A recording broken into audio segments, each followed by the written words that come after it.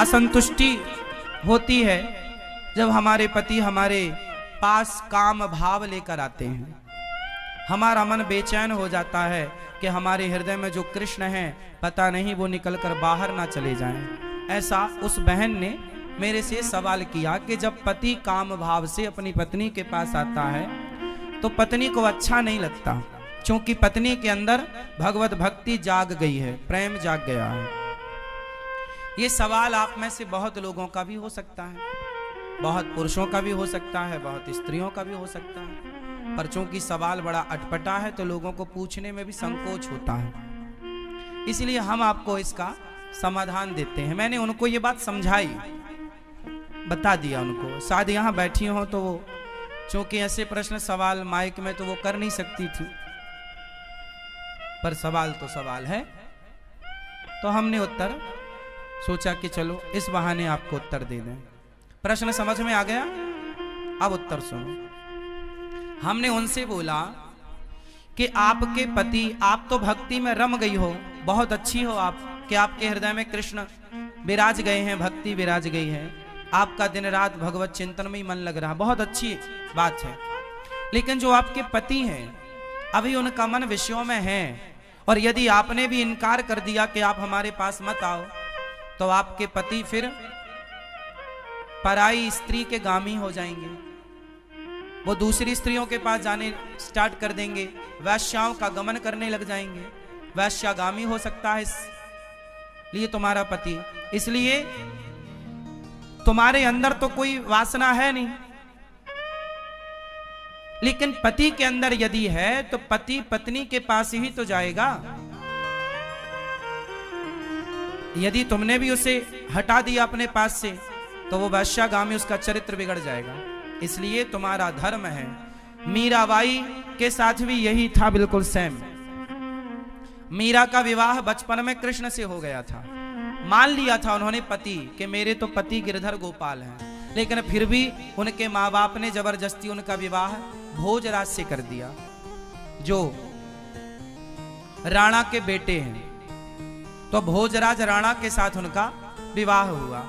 जब उनकी पहली रात आई मिलन की, मीराबाई को बिठाया गया एक कमरे में, सिर्फ दीपक का प्रकाश था, और जो कि रिवाज है घूंघट डाल के मीराबाई को बिठाया गया।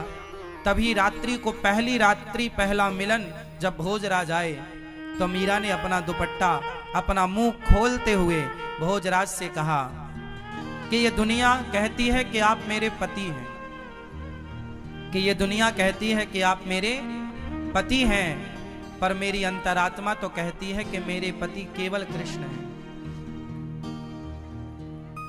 लेकिन मेरे मन पर, मेरे प्राणों पर तो कृष्ण का अधिकार है, लेकिन आप व्यवहार जगत में मेरे पति बने हैं।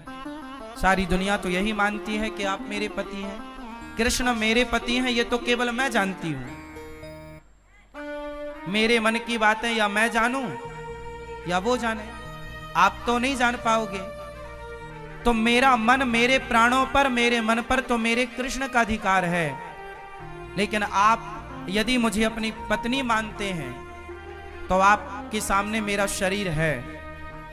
यदि मेरे शरीर की भूख है आपको तो मेरे शरीर से आप अपनी भूख मिटा सकते हैं, मैं मना नहीं करूंगी, आप मेरे शरीर से अपनी भूख मिटा लीजिए, लेकिन मेरे मन पर, मेरे प्राणों पर तो मेरे गिरधर गोपाल का ही वश है, कब्जा है।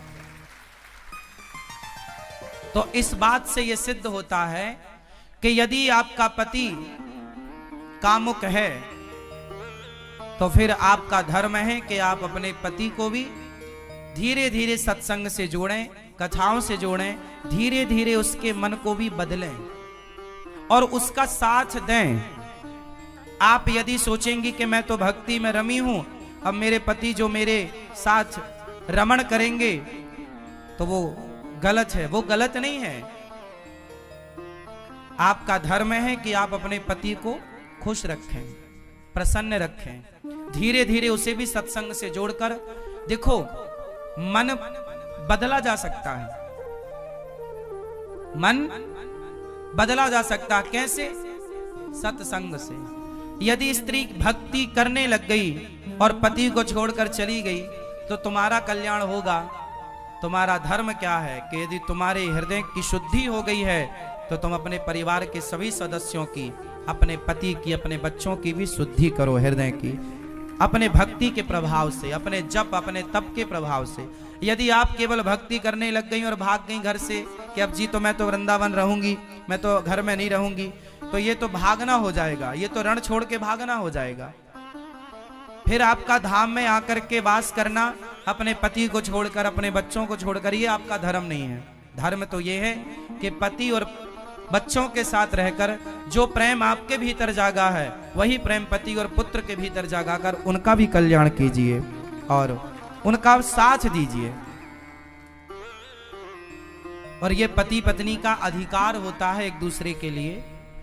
उस अधिकार से ना पत्नी वंचित करे पति को, ना पति वंचित करे पत्नी को। पति पत्नी दोनों आप खुश हैं, ये बहुत अच्छी बात है।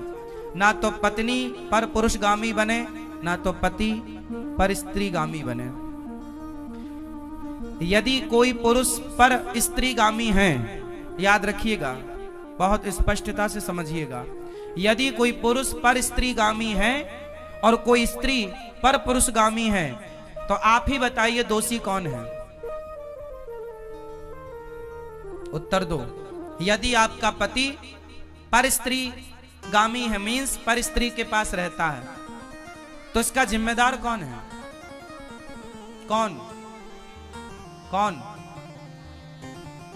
यदि पति पर पुरुषगामी है, पर स्त्रीगामी है, तो जिम्मेदार कौन है? और स्त्री यदि पर पुरुषगामी होगी तो जिम्मेदार कौन है? पति पत्नी ही जिम्मेदार है। इसलिए गृहस्थ जीवन में पत्नी का धर्म है। पत्नी को मोहिनी कहा जाता है। पत्नी को क्या बोला जाता है? भगवान नारायण ने 24 अवतारों में एक अवतार कौन सा लिया? मोहिनी अवतार। स्त्री, इसलिए हमारे भारत में श्रृंगार होता है।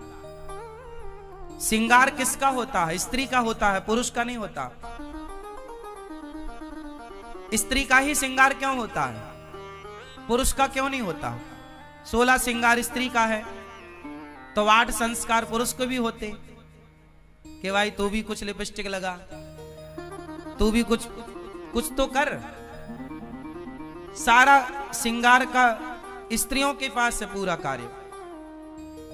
पायल भी वही पहने, चूड़ी भी वही पहने, मंगलसूत्र भी वही पहने, बिछिया भी वही पहने, बिंदिया भी वही पहने, मांग भी वही भरे, काजल भी वही लगाएं। पुरुष के पास श्रृंगार नहीं है कुछ भी। हाँ या ना? बताओ, स्त्रियों को श्रृंगार क्यों दिया गया?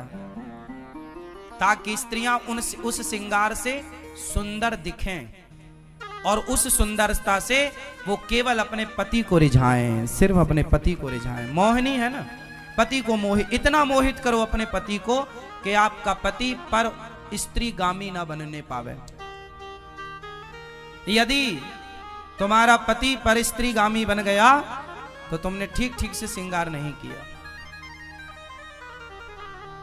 लेकिन आजकल श्रृंगार होता तो है जमाने के लिए, पति के लिए तो कुछ नहीं है। इसलिए पड़ोसन को रोज, इसलिए जेठालाल दया को नहीं बबीता को ज्यादा देखता है।